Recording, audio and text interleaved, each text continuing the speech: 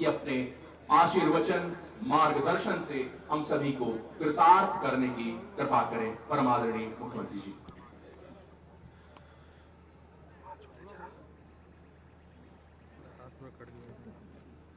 उत्तर Pradesh PAC के स्थापना दिवस के आज के इस समारोह में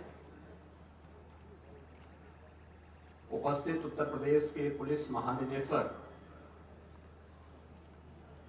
श्री विजय कुमार जी, अपर पुलिस महानिदेशक PAC doctor K S. Pratap Kumar ji, प्रमुख सचिव गृह श्री संजय प्रसाद जी,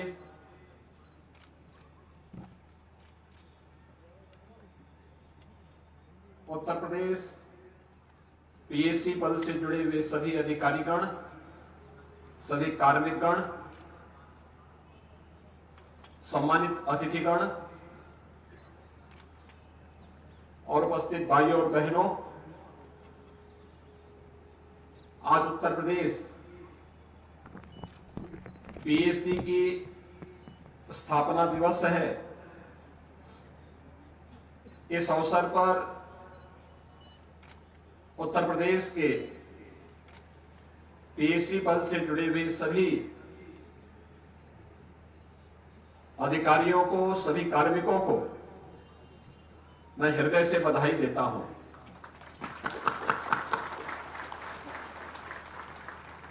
हम सब जानते हैं उत्तर प्रदेश पीएसी का अपना एक गौरवशाली इतिहास है।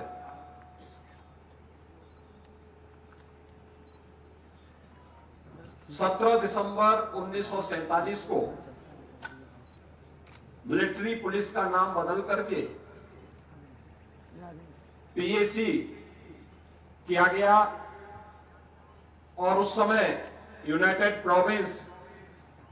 प्रोविजनल आर्म्ड कॉन्स्टेबलरी एक्ट 1948 के तहत इसका विधिवत गठन हुआ।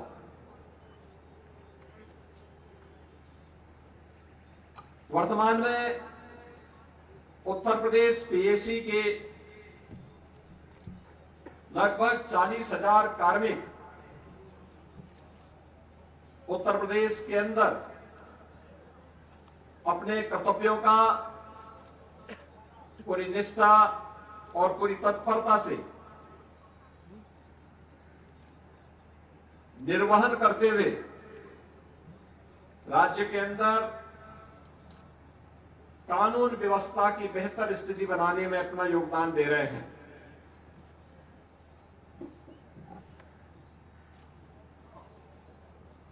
उत्तर प्रदेश के अंदर न केवल सभी प्रकार के धार्मिक और सार्वजनिक कार्यक्रमों को सकुशल संपन्न कराने में अति विशिष्ट महानुभावों के प्रदेश के कार्यक्रमों को पूरी निष्ठा के साथ सुरक्षित संपन्न कराने प्रदेश में एसटीएफ में कमांडो ड्यूटी, एटीएस में कमांडो ड्यूटी, यातायात पुलिस ड्यूटी, यूपी 112 टीआरबी में पायलट ड्राइवर ड्यूटी, प्रतिसाद निरीक्षक ड्यूटी, रिक्रूट प्रशिक्षण केंद्र प्रभारी ड्यूटी समेत प्रदेश के अंदर एसएसएफ, एसडीआरएफ जैसे अनेक महत्वपूर्ण प्रदेश की सुरक्षा और कानून व्यवस्था के लिए ऐसे बहुत सारे उत्तर प्रदेश पुलिस बल से जुड़े हुए महत्वपूर्ण प्रतिष्ठान हैं, जहां पर पीएसी के जवान बहादुरी के साथ अपनी जिम्मेदारियों का निर्वहन कर रहे हैं। किसी भी बल की छवि उस बल के जवानों के शौर्य और पराक्रम से ही उनकी कीर्ति निर्मित होती है।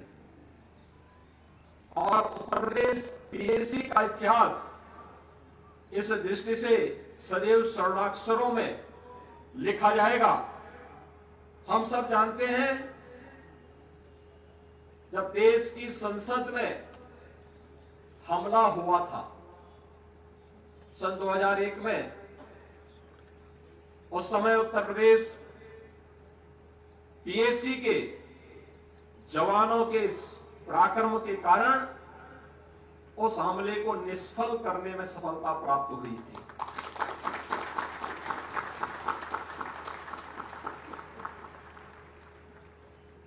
उन सभी हमलावरों को उन बहादुर जवानों ने अपने शौर्य और पराक्रम से मार गिरा करके उनके मंसूबों पर पानी फेरने का काम किया था।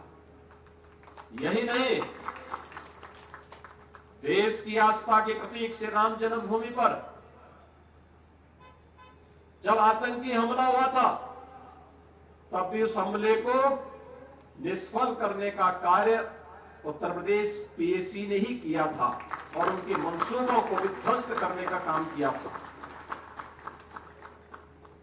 लेकिन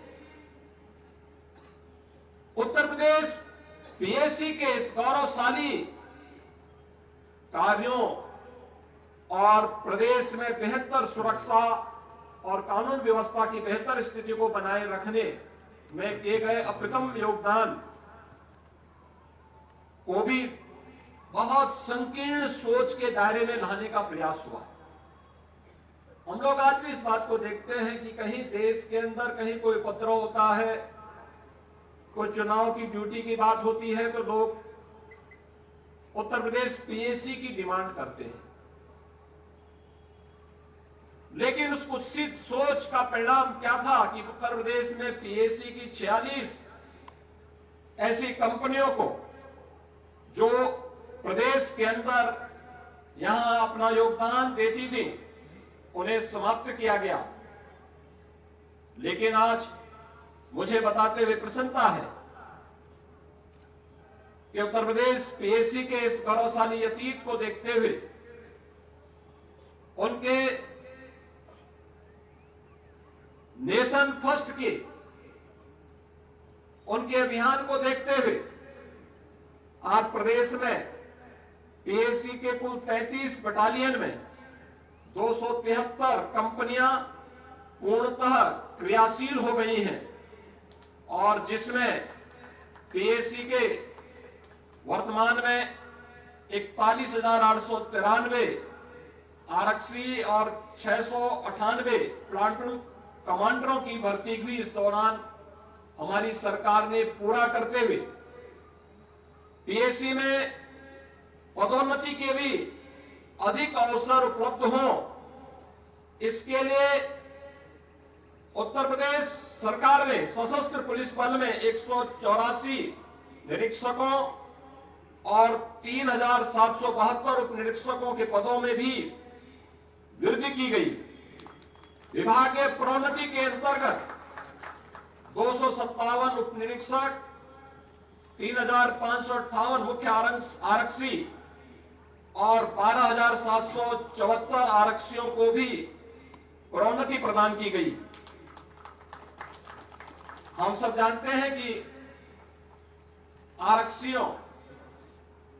आरक्षी के पद में सीधी भर्ती की कार्रवाई वर्तमान में भी प्रचलित है, जिसमें 10,584 से अधिक भर्ती की प्रक्रिया वर्तमान में प्रचलित भी है।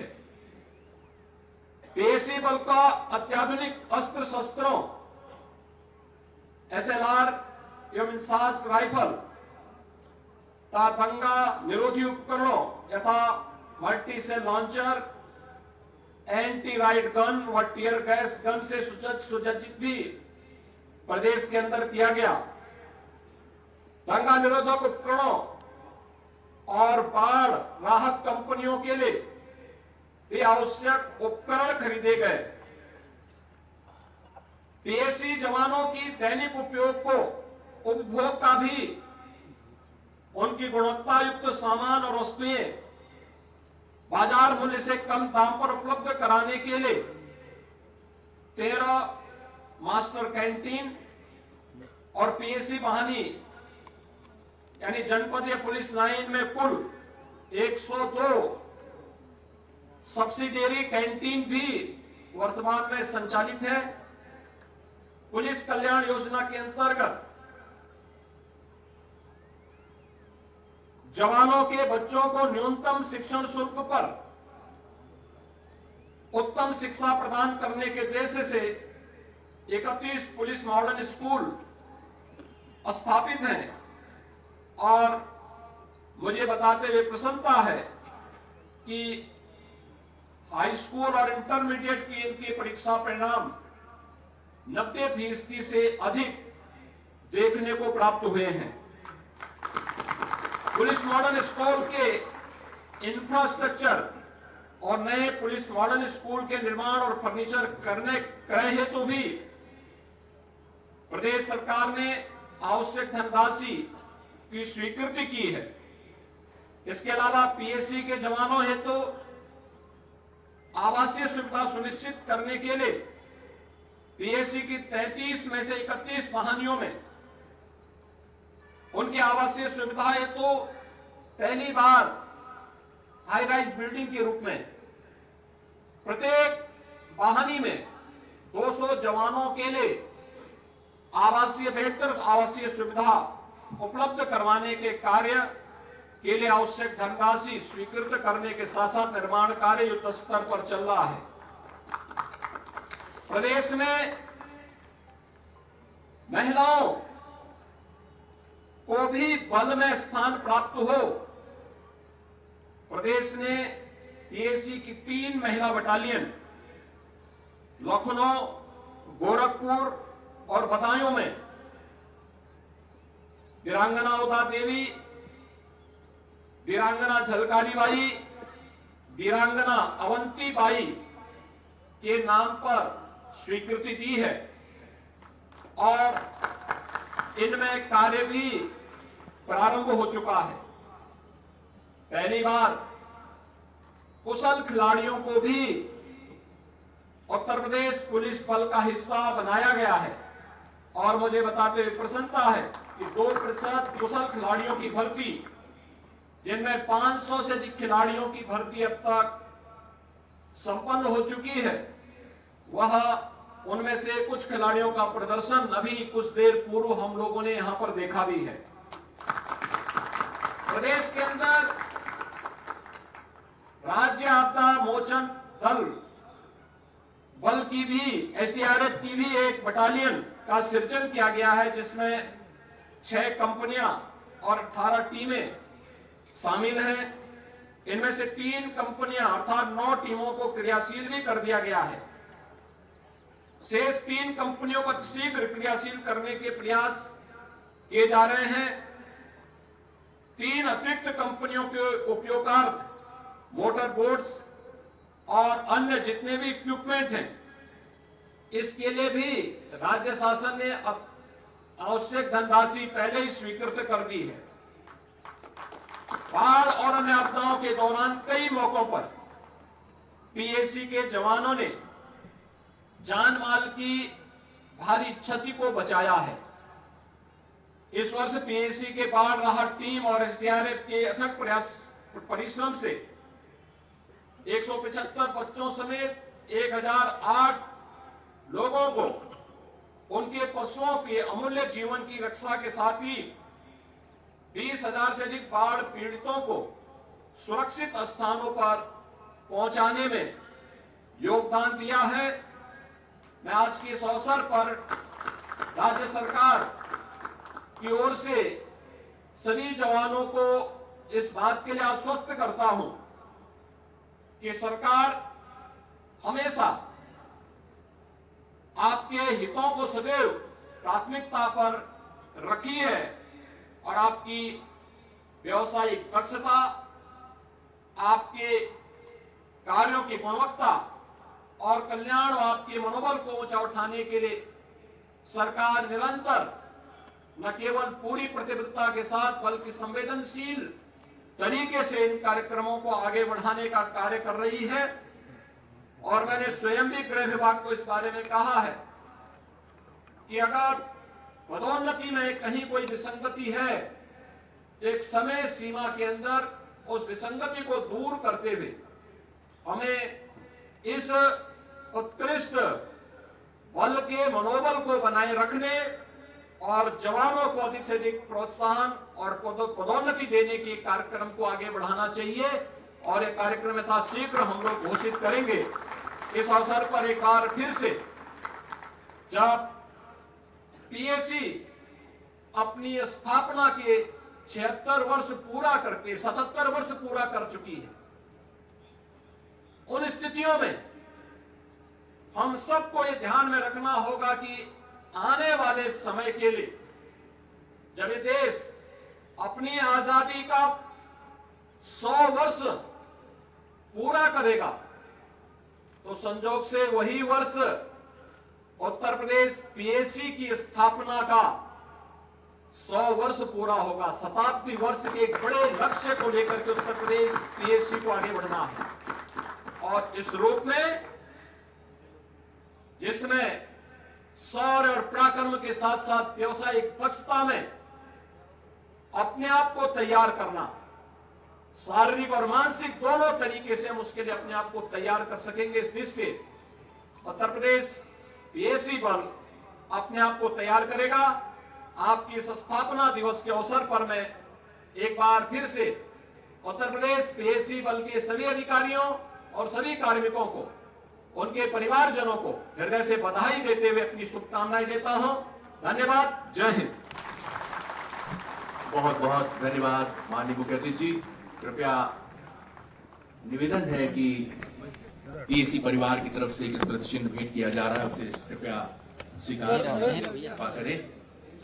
आपका उद्बोधन हमारे लिए सारगर्भित, प्रेरणास्पद और बहुत महत्वपूर्ण है। एक स्मृति चिन्ह आज के इस अवसर पर माननीय मुख्यमंत्री जी को भेंट किया जा रहा है।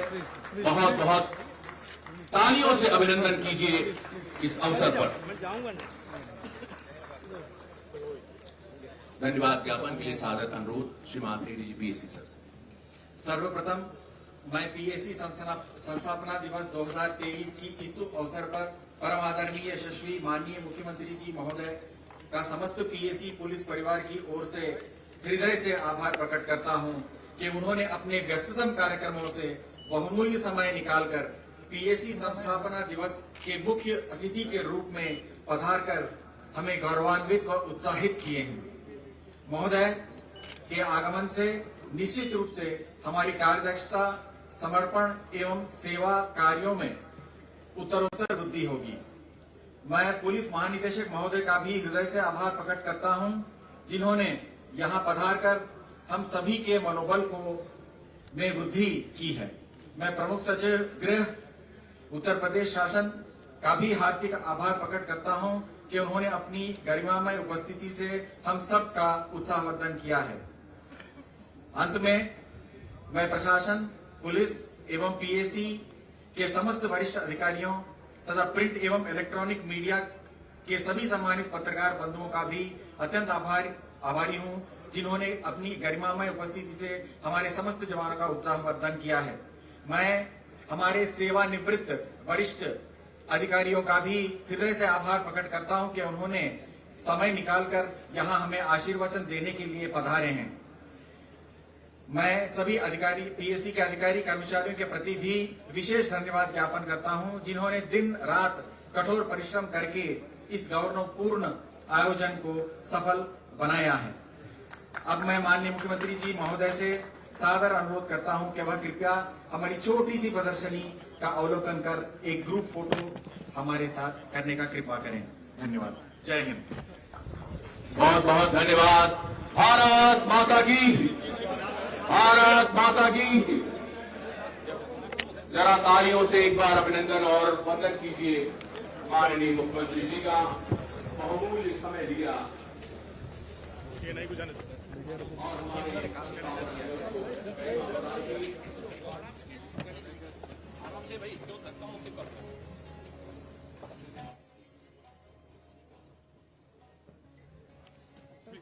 उसमें नहीं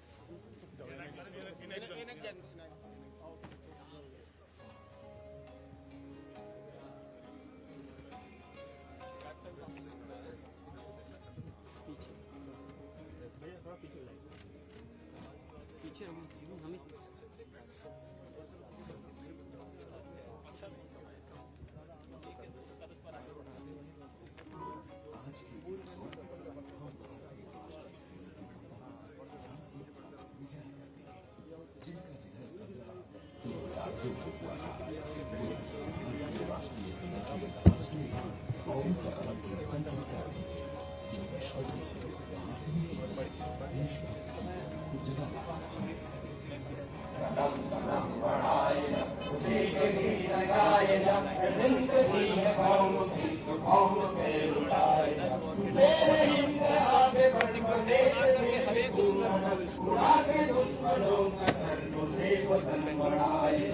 भीम सिंह का जन्म 15 अगस्त 1954 हिमाचल प्रदेश में धर्मशाला के पास हुआ था।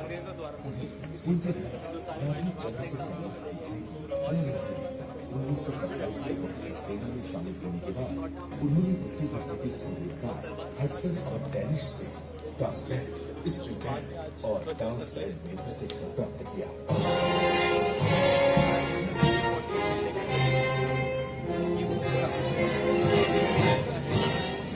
द्वितीय विश्व युद्ध के दौरान राम सिंह को सिंगापुर में ब्रिटिश सेनाओं की हार के बाद पोस्ट किया गया था।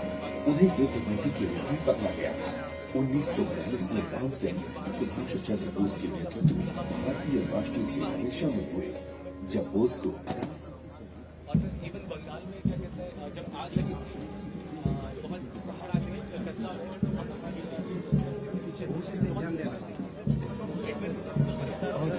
लगी चाहिए कि कहने की इमारत दो टूट जाए और आकाश दिखाई देने लगे। सेना के जवान और संगीतकार राम सिंह ने प्रसिद्ध गीत कदम कदम बढ़ाए जाके लिखे और संगीत तैयार किया। तेरी हिम्मत बढ़ती रहे, खुदा तेरी उठा रहे, जो दामने तेरे अड़े तू खाक में मिलाए कदम। युद्ध के अंत के बाद सिंह को उनके सैनिकों के साथ वापस लाया गया और दिल्ली छोड़ने की पहली